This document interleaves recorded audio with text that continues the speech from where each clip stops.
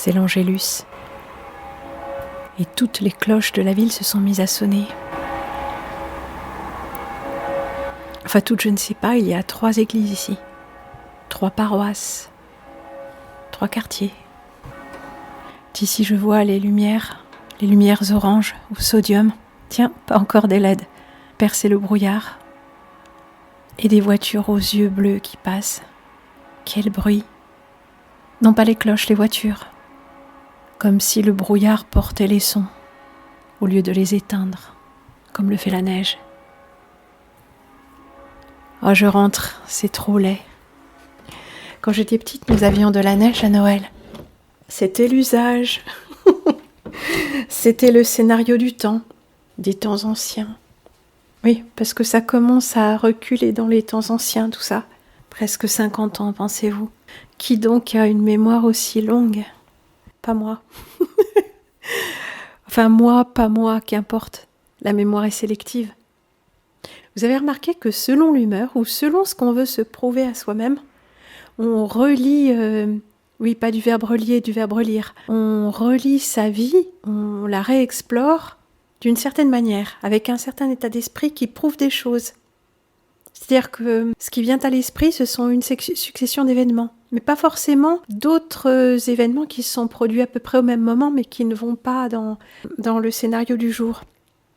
Oui, par exemple, quand on se dit non mais moi j'ai toujours été rebelle, j'ai jamais réussi à m'intégrer, voilà, des choses comme ça, et on oublie que qu'on a travaillé en entreprise 3-4 ans par-ci, 2 ans par-là, ou bien que, bon, je ne sais pas, parce qu'une vie humaine, c'est plein de contrastes, c'est plein de choses, des événements personnels et des événements plus sociaux. Je ne vais pas dire professionnels, parce que professionnel, c'est encore une façon de nous saucissonner. Mais notre vie personnelle et intime et de couple ou nos amours et la vie que nous avons à l'extérieur, bon, bien sûr, c'est la même, mais ce n'est pas tout à fait les mêmes aspects. La façon dont on s'habille pour sortir, pour être à peu près présentable ou, je sais pas, juste habillé, quoi.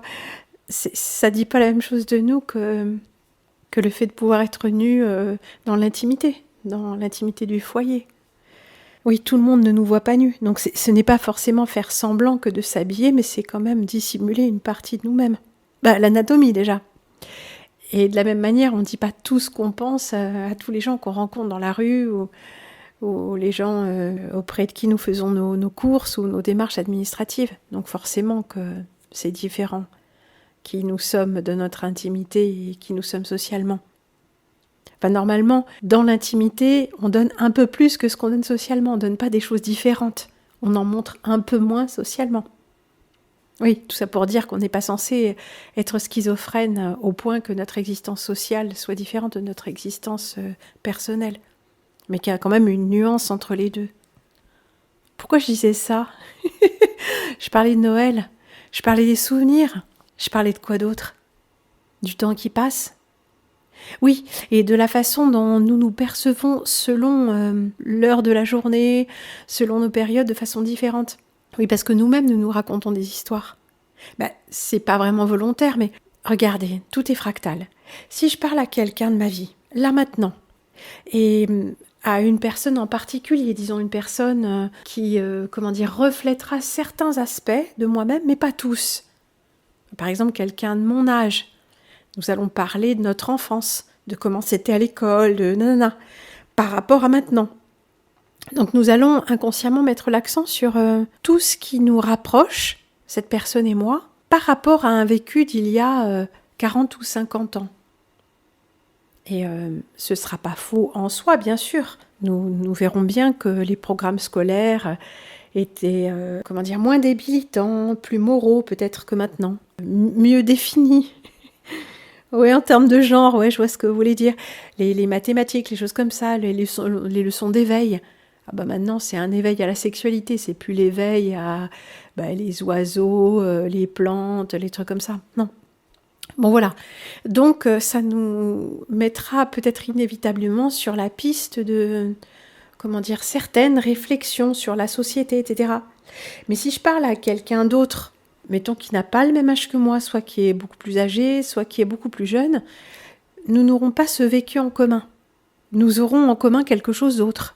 Peut-être notre amour des arts, ou de la langue française, ou de la nature, ou de la vie simple. Donc, notre réflexion et notre sentiment du moment sera teinté par d'autres expériences, un autre vécu. Et peut-être même qu'avec cette personne ou avec la précédente, je ferai référence à des périodes de ma vie qui sont les mêmes. Par exemple, mettons de 20 à 30 ans. Mais ce que j'en dirai dans un cas et dans l'autre sera tout à fait orienté par ce que nous partageons spécifiquement dans notre conversation avec cette première personne ou avec cette deuxième. Donc quelqu'un qui m'écouterait pourrait se faire une idée tout à fait différente de moi-même, suivant qu'il écoute et il m'écoute m'exprimer sur cette période de 20 à 30 ans avec la première personne ou avec la deuxième. C'est juste un exemple. C'est-à-dire que l'image que nous avons de nous-mêmes ou que nous projetons dépend des circonstances. Non, pas toujours, pas en tout, mais si je décide de prêter attention à une certaine facette de moi-même, je pourrais bien explorer toute ma vie sous cet angle-là et elle prendra une coloration particulière. Mais je pourrais tout aussi bien choisir une autre facette de ma vie et explorer toute ma vie sous cette autre facette. Par exemple, le fait que je sois artiste ou que j'ai toujours peint et dessiné. Plus ou moins. Enfin, artiste, c'est beaucoup dire, hein. C'est un truc que j'utilise comme écran quand on me dit ce que je suis. Ça m'évite d'avoir à me définir. C'est une espèce de petite entourloupe. Mais tout aussi bien, je pourrais me dire... mais oui, mais quand j'ai choisi, je ne sais pas moi, de faire de la musique, tout ça, j'ai arrêté de dessiner. Donc non, je n'ai pas toujours dessiné. Est-ce que j'ai toujours dessiné ou est-ce que j'ai pas toujours dessiné ? Eh bien, là, dit comme ça, je ne sais pas. J'ai cessé de dessiner pour faire un peu de peinture. Mais est-ce que j'ai toujours peint ? Bien, oui et non. Même dans des périodes où je ne peignais pas de façon, intensive, j'ai fait des marionnettes. J'ai utilisé un peu de couleur. J'ai dessiné des cartes de vœux plutôt que de les acheter. Vous voyez ? Oui, j'ai toujours dessiné. Non, je n'ai pas toujours dessiné. Oui, j'ai toujours été seule et en retrait. Et non, je n'ai pas toujours été seule et en retrait puisque j'ai vécu en couple. Alors, j'aurais pu être en couple assez en retrait. Oui, c'est pas faux. J'ai toujours eu des moments à moi, bien sûr. Et puis, en dehors du monde, oui, j'étais en couple, mais très en retrait. Ne voyant les gens qu'une fois par semaine, ou parfois même moins. Oui, quand j'allais au marché, par exemple, c'est arrivé plusieurs fois. Donc, on peut regarder sa propre vie d'un angle ou d'un autre, en compagnie d'une personne, généralement, qui va nous permettre un éclairage, et on peut vite se faire une idée sur ce qu'a été notre vie, ce qu'elle est ou ce qu'elle n'est pas. On peut vite s'en faire une idée parce que notre mental fonctionne comme ça, il fonctionne aussi par analogie, par comparaison. Alors nous avons vite tendance à nous faire une idée de nous-mêmes, qui va être tout à fait influencée par les circonstances. Quand bien même nous avons une idée très très forte de qui nous sommes et de qui nous ne sommes pas, de nos engagements, etc. Les circonstances orientent notre pensée du moment. Alors je vais vous dire, bien sûr, pour ceux d'entre vous qui se disent « mais non, mais c'est pas possible, qu'est-ce qu'elle raconte ?» Ce que nous pensons de nous-mêmes et ce que nous sommes, c'est quand même un peu différent. Il y a des constantes, bien sûr. Notre vibration, elle, ne change pas. C'est notre mental qui est versatile. Vous savez bien, quand on se dit « ah, un changement d'air me fera du bien », des choses comme ça. Ben oui, un changement d'air nous fait du bien. Pourquoi nous fait-il du bien ? Pourquoi nous fait-il tant de bien ? Eh bien, justement, parce que la compréhension que nous avons des choses, de nous-mêmes, ou plus exactement l'impression que nous avons des choses, dépend très largement des circonstances extérieures. Il fait beau, je souris. Il fait vilain, je me sens un peu plus accablée. Ah, c'est un jeu expérimental, bien sûr. Un jeu expérimental. Un jeu, J-E. C'est un jeu aussi. Jeu est un autre, mais jeu est un jeu, bien sûr. Et dans mon cas, un jeudi 20. Oui, parce que je suis née un jeudi 20. Un jeudi 20. Ah là là. Et aujourd'hui, quel jour est-ce déjà ? Mardi ? Un jour de mars ? Un mardi 20. Divin, oui, divin. Et ben parce que nous sommes le 24. Ah oui, je ne l'ai pas dit. Mardi 24 décembre. Enfin, mardi, je ne suis pas sûre, mais 24 décembre, ça j'en suis sûre. Car c'est pour ça que les cloches sonnaient. J'imagine qu'elles vont sonner à la fin de la messe de minuit, qui n'est plus à minuit, bien sûr. La perte du sens. touche absolument tout. Nous arrivons vraiment à un point où il est difficile de ne pas voir cette perte du sens, cette liquéfaction des valeurs, de la raison pour laquelle on fait chaque chose, mais également de la liquéfaction totale des intelligences, pour ne pas dire des cerveaux, puisque personne ne s'en rend compte. Quand tout est fait dans la matière, à la fois d'un point de vue matérialiste, disons, de valorisation des choses matérielles, l'argent en premier lieu, quand tout est fait aussi pour nous faciliter la vie, et non pas pour accroître le sens de cette vie. Alors là, il y a un problème aussi. Le sens, oui, bien sûr, le sens. Il y a des gens qui croient vraiment que ce qui est important dans la vie, c'est que la vie soit facile. Mais non, pas du tout. Ce qui est important, c'est que chaque instant de cette vie ait un sens, qu'il soit habité. Ça me fait tout de suite penser à ce vieux violoneux suédois. Alors lui, il avait appris la musique dans les années 70 lors du renouveau, mais en Suède, la tradition ne s'est pas éteinte. Il lui a été quand même relativement facile de trouver sa voie pour apprendre le violon à 25 ans. Oui, il paraît qu'on n'apprend pas le violon à 25 ans, il faut commencer plus tôt. Mais le violon des violonneux, c'est autre chose. Et lui, c'est un très très très grand musicien traditionnel. Jonny. Oui, on croit que c'est Johnny Soling. Ouais, ça aurait pu faire un bon nom de scène pour un bluesman, mais c'est Jonny Soling. Et Jonny Soling disait, parce que je l'ai rencontré, il a été mon maître, enfin entre autres, mon maître peu de temps, mais c'est quelqu'un qui est très très connu. J'ai habité dans son village, mais ce n'est pas ce titre-là que j'ai été son élève. Non, un très très mauvais... un très mauvais pédagogue, terrible, terrible. Pourtant, il nous avait parlé de pédagogie, mais il n'aimait pas enseigner les débutants. Non, peut-être qu'il n'avait plus l'âge. Il commençait déjà à être sur le déclin de l'âge, justement, cet homme. Tout blanc, tout chenu, barbe blanche et cheveux blancs. Mais je m'égare. Il nous racontait plein d'histoires parce qu'il ne voulait pas nous donner des cours.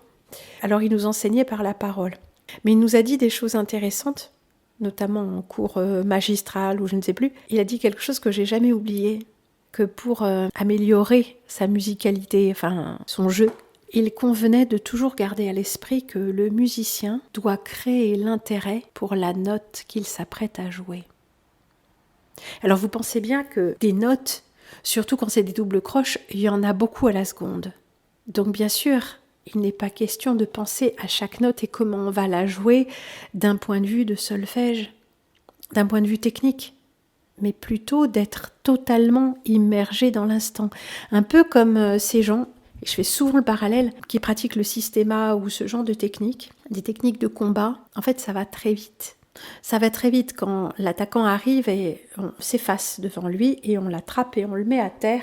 Et en plus, si on a bien compris la biomécanique, d'un doigt, oui, parfois pas plus, on bloque ses articulations de façon à ce que s'il veut se relever, c'est lui qui se blesse ou se fracasse une jambe ou une articulation. Oui, juste la façon dont on l'a fait tomber en utilisant son propre élan à l'assaillant et dont on bloque ses articulations de façon à ce que, s'il essaye de se relever et d'attaquer de nouveau, il se casse lui-même des os, enfin ça semble un peu fou, mais il se bloque lui-même les articulations. Donc on se sert vraiment de la force de l'attaquant. Non seulement on se sert de sa force, mais on se sert de l'espace-temps. Oui, c'est là que je vais après rebondir sur la musique, comme je l'ai déjà fait plusieurs fois, il me semble, mais les mouvements sont répétés au ralenti. Oui, là je parle de l'entraînement au combat. Ils sont répétés avec un partenaire au ralenti, pour savoir exactement ce qu'on va faire, savoir exactement comment se placer, sans du tout se mettre sous pression du stress. Vous voyez un peu l'histoire ? Le partenaire qui joue l'attaquant et le partenaire qui lui apprend à parer l'attaque ne se combattent pas. Ils s'entraînent. Ils s'entraînent à poser les mouvements.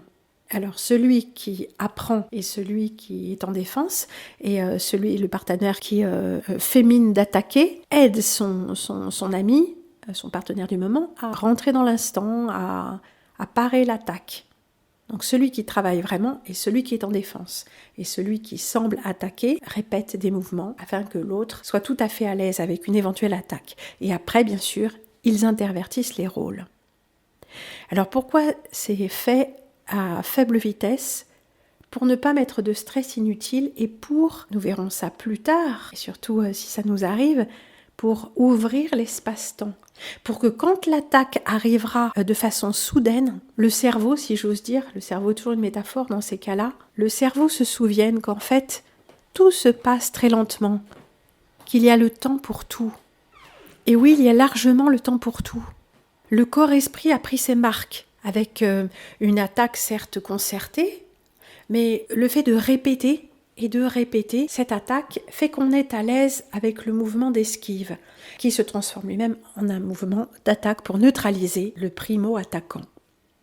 Eh bien, quand on répète un morceau, quand on l'apprend, je vais dire, parce qu'il n'y a pas trop de questions de répétition dans la musique traditionnelle, on n'a pas une idée de performance, mais plutôt une idée d'aisance. Enfin, dans la méthode vraiment orale, quoi. On répète, on fait tourner les morceaux plus qu'on les répète, on répète les séquences, mais on joue. Et quand on veut surmonter une difficulté, on fait exactement la même chose, on l'apprend lentement, et puis lentement, eh bien, on fait attaque-défense, quoi. On met en place les choses lentement. Et insensiblement, là je parle en tant que musicienne et pas en tant que combattante, puisque je ne combats pas, mais en tant que musicienne, ayant répété un passage plutôt difficile et en mettant toute la conscience, il ne s'agit pas de répéter bêtement. J'avais une amie qui s'entraînait pendant 3 heures de rang, mais au bout de 3 heures, elle n'avait pas avancé davantage, alors que moi, je travaillais mentalement peut-être 2 minutes ou 3 minutes, pas tellement plus. Ça, c'est vraiment en termes de secondes, si on hausse son niveau d'attention. On ne peut pas rester à ce niveau-là très longtemps, on se fatigue vite, et d'ailleurs, c'est l'idée. C'est de travailler à très haut niveau d'attention, très peu de temps, et se reposer. Et aller boire de l'eau, parce que c'est l'eau qui est la conductrice d'informations dans le corps-esprit. En tout cas, le fait de travailler très précisément des choses qui peuvent présenter une difficulté, mais assez lentement pour n'avoir aucun stress, fait que naturellement, on va pouvoir augmenter le tempo, que ce soit dans la musique ou dans le combat, quasiment insensiblement. Une fois qu'on est très à l'aise à un tempo très lent, le reste de nous-mêmes va se charger du travail. Enfin, le reste de nous-mêmes, notre subconscient, notre au-delà du conscient, va se charger lui-même de transposer dans un tempo plus élevé, sans que nous ayons besoin forcément de le faire de façon progressive. Donc, le fait d'avoir travaillé, pour reprendre mon analogie, avec un sparring partner, un partenaire de combat, à un tempo très lent, en positionnant tout à fait précisément le corps et en portant les attaques, même en faisant semblant, entre guillemets, et ben ça place tellement les choses qu'au moment où on a besoin de toute cette vivacité, c'est très étonnant parce que je l'ai vu faire, la personne qui a bien intégré les enseignements et les enchaînements peut les faire à vitesse réelle, c'est-à-dire très rapide, sans que pour lui, à l'intérieur de lui, il y ait une quelconque précipitation. C'est vraiment ça que j'appelle ouvrir l'espace-temps. Et quand on joue de la musique, c'est pareil. Ça peut être des notes rapides, ça peut être très rapide, mais il reste un espace où l'esprit du musicien se meut librement, un espace qui n'est pas soumis à la rapidité du tempo, où l'esprit peut se dire, et ça je vous en parle en connaissance de cause, justement, là quand j'ai failli me manger sur les mots, je vous parle, voilà, c'est parce que de la même manière, mon esprit qui se meut à l'intérieur de l'espace avant les mots que je choisis, parfois n'est pas assez concentré, donc les mots sortent avant que j'ai pu choisir à l'avance dans cet espace hors du temps, lesquels j'allais utiliser, quelle ou quelle expression. Donc des fois, je me parle dessus, je lance 2 choses à la fois comme 2 expressions ou 2 formes verbales parce que j'étais pas assez concentrée dans cet espace. Et voilà, quand on est dans cet espace où on joue, par exemple, je suis en train de jouer un morceau, rapide ou lent, c'est pas tellement l'intérêt. Et puis, il y a une part de moi, de l'ordre de l'esprit, qui est un peu en retrait et qui écoute cette musique et qui en même temps la fait et qui décide un tout petit instant hors du temps, avant que les notes n'arrivent, comment elles vont être. Est-ce qu'il y a une intensité dramatique, au contraire une retenue pudique et sentimentale, voyez, qui va s'exprimer dans l'exécution, dans des accents mis avec l'archet, dans un coup d'archet plutôt descendant qui accroche beaucoup, ou un coup d'archet retenu, je ne sais pas comment dire, ce sont des images tout ça, mais il y a un petit instant, c'est comme si on avait un instant d'avance. Pas tellement parce qu'on est en avance, mais parce qu'on regarde les choses de plus haut, d'ailleurs. d'en dehors de l'espace-temps. Et oui, c'est ça que sert la maîtrise dans l'art du combat ou la maîtrise dans l'art musical. Alors c'est en se plaçant à cet endroit-là qu'on peut se souvenir à chaque instant ce qu'on veut dire quand on joue de la musique, ce qu'on veut exprimer. C'est pas juste le morceau qui parle de lui-même une note après l'autre, la mélodie. La mélodie, les gens la connaissent. Dans la musique traditionnelle, les gens savent, en général, à l'avance plus ou moins, comment va être le morceau, puisqu'il est d'usage de jouer des morceaux du répertoire, un petit peu comme en musique classique, on sait toujours. On connaît toujours le morceau à l'avance, même quand c'est une nouveauté discographique, on connaît déjà la symphonie de Mozart. Oui, ça va toujours être la même, mais c'est l'interprétation qui va être différente. Et tout ça, c'est dans la nuance. Mais cette nuance peut faire qu'on raconte une histoire totalement différente. Et que Yoni Soling disait, il faut créer l'intérêt pour la note que les gens s'apprêtent à écouter, pour la note qu'on s'apprête à jouer. Et comment le fait-on ? En étant totalement présent dans cet endroit hors du temps et de l'espace, où l'on écoute la musique pour pouvoir la jouer. On l'écoute d'ailleurs, je ne sais pas comment dire, moi ça m'arrive très souvent cette sensation d'être en train d'écouter plutôt que d'être en train de jouer, d'écouter quelque chose d'autre qui va se transcrire par mon jeu, par la façon dont je joue.